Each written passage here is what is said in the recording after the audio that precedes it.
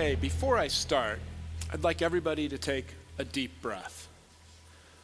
And as you exhale, recognize that through that simple act of sucking oxygen out of the atmosphere and breathing carbon dioxide back into it, you are part of the fire cycle on a very fiery planet. Now, for most of our species' history on this planet, fire has been pretty profoundly benevolent to us. A lot of anthropologists think that fire is what made us human. Our alliance with fire and our ability to cook food released so many calories it allowed our brains to get big and our guts to get small, giving us an advantage over every other species on the planet. We were able to heat our homes. We were able to light the night. But here in California, when you hit your light switch, your relationship with fire now is a little bit more fraught. PG&E, the largest public utility in the fifth largest economy in the world, faces bankruptcy. For the wildfires, its power lines have started. And as a deputy director of the Center for Environmental Journalism, I was able to write about some of those fires. This is a piece I did for the New York Times when the Tubbs fire, one of those fires ignited by power lines, burned into Santa Rosa, became the most destructive fire in California history to that date.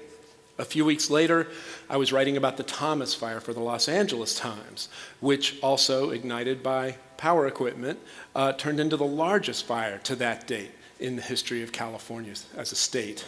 In fact, I've written so much about wildfire that the National Public Radio station here in San Francisco, after doing an interview with me, turned me into a cartoon character.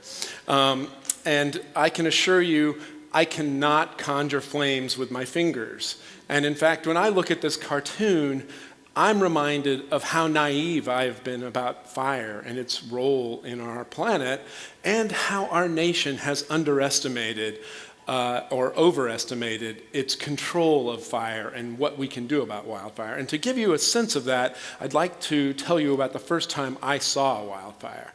As a young journalist, I heard about a fire on a police scanner, raced off to where I could see a column of smoke rising in a field, grabbed my cameras, hopped over a couple of fences, and got to where I could see a group of men digging a fire line around a big grass fire. And I raised my camera to my eye, but before I could click the shutter release, I heard screaming.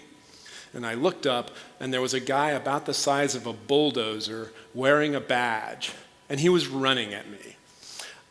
The man tackled me and explained to me that when I'd hopped over those fences, I had strayed onto one of Connecticut's prisons. All of the firefighters were prison inmates, and they can't just walk out, and I couldn't just walk in. The guard started to drag me away, and as that happened, the weather turned, the wind got behind the flames, and the fire blew up and threatened to burn over one of the inmate firefighters. And I was trying to take a picture of this, and when the guard saw me doing that, I figured, oh great, now I'm not going to get to leave prison. He's going to handcuff me and keep me here. But instead, he picked me up by my armpits, aimed me at the action, and I was able to make a sequence of photos of this prison inmate running for his life from the fire. Then the weather died down, the flames died down, the inmate went back to work, and that's how I got thrown out of prison. But I learned a lot. You know, aside from the smoke and the flames and the drama, I learned that the fire crisis in America was getting so serious that they were getting firefighters all over the place, including prisons.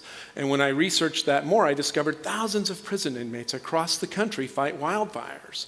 And here in California, on almost any fire that you would go to, up to 3/4 of the firefighting personnel are prison inmates that are part of these firefighting crews. And I thought, boy, if they're so desperate for firefighters that they're getting prison inmates, maybe there's an opportunity for me. I got that opportunity a few years later when the state of Connecticut was training wildland firefighters to go work in other states. And so I signed on with this crew and traveled through the West fighting wildfires. It was exciting, adrenaline-rich work. It was exhausting. We bounced through the West in the ricketiest of school buses. It was hilarious. These are two of my crewmates responding after we learned that after a week without bathing, we were going to get to wash. And it was profoundly sad. On our last day before we flew out of Denver, we had a few hours to kill and stopped in Glenwood Springs, where we hiked up and saw the site where 14 hotshots, smoke jumpers, and helicopter crewmen had been burned over and killed by a wildfire a few years before we were on the fire line. And it really was a symbol to us that, boy, despite all of our training and all of our experience, if the best and the brightest firefighters in our country can have this happen to them, clearly our nation does not understand what's going on with wildfire on our landscapes. I eventually moved to Colorado, and a series of fires kind of cured me of my naivete, or at least some of it, about wildfire. And the first one actually broke out as I was moving into a cabin on the edge of Boulder, Colorado. The 4 Mile Canyon fire broke out and was so close to this cabin that I could actually walk to an overlook where I could watch houses burn in this wildfire. And the story here to me was what had happened after a century of fighting fires. Exactly 100 years before this fire, another really serious fire in the US caused the country to declare war on wildfire. And after putting out every fire for 100 years, some of our forests had 40 times more trees in them than they had historically. So when a fire breaks out in a forest like that, it behaves entirely differently than anything we have seen before. The next fire to break that most destructive fire record in Colorado, and there were 4 fires in 4 years that broke that record in Colorado, was the High Park Fire. And that burned outside of Fort Collins, and here the story was climate. We were in a historic drought in Colorado. The state had less than 10% of its normal snowpack, and the fire broke out at the end of a very extreme, record-breaking heat wave in the state.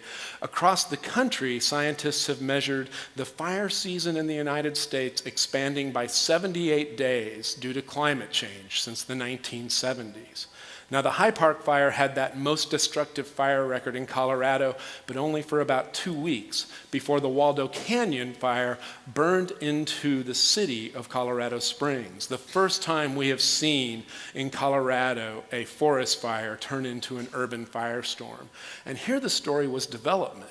The U.S. Forest Service estimates that more than 1/3 of U.S. homes today are in what they call the wildland-urban interface, where they risk burning in a wildfire. That's 44 million American homes that are at risk burning in a wildfire.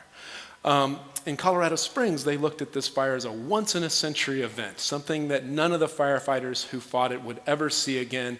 And yet exactly a year later, on the other side of Colorado Springs, the 4th fire to break the most destructive fire record in Colorado broke out.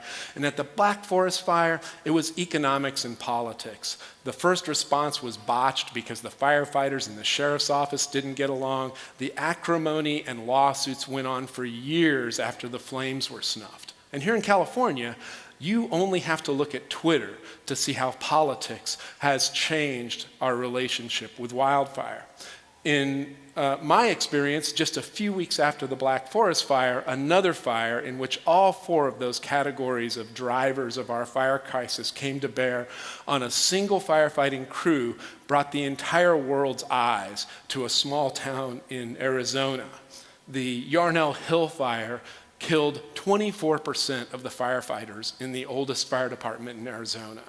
And this really brought home the human toll that we are looking at if we continue to make the same mistakes with wildfire that we have historically.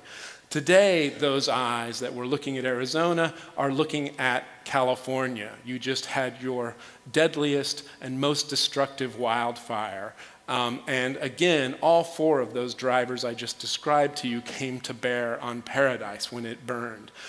To deal with this in the Center for Environmental Journalism, I'm working with other CU researchers like Tom Veblen in the Biogeography Lab, where they look at things like tree rings to learn the history of wildfire in the country and how it has changed, to Jennifer Balch's Earth Lab, which uses big data and satellite imagery to look at how development and invasive species spreading across the country are changing our fire cycle, and a new group called the Center for Sustainable Landscapes and Communities that combines researchers like those with city, county, state, and federal workers to help stakeholders, the people who live in these fire-prone areas, make their communities more resilient to wildfires.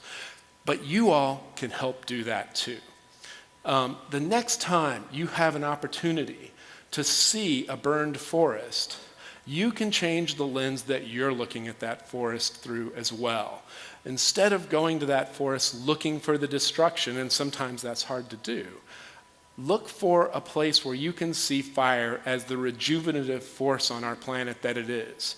The grass really will be greener on the other side. It blooms greener after a fire is burned through an area. You can find flowers that will only bloom after the fire has gone through and rejuvenated a forest. There will be species like the black-backed woodpecker that move in there after the fire burns through because they're dependent on that landscape. And we can all start to realize that we need to learn how to live with wildfire because our planet can't live without it.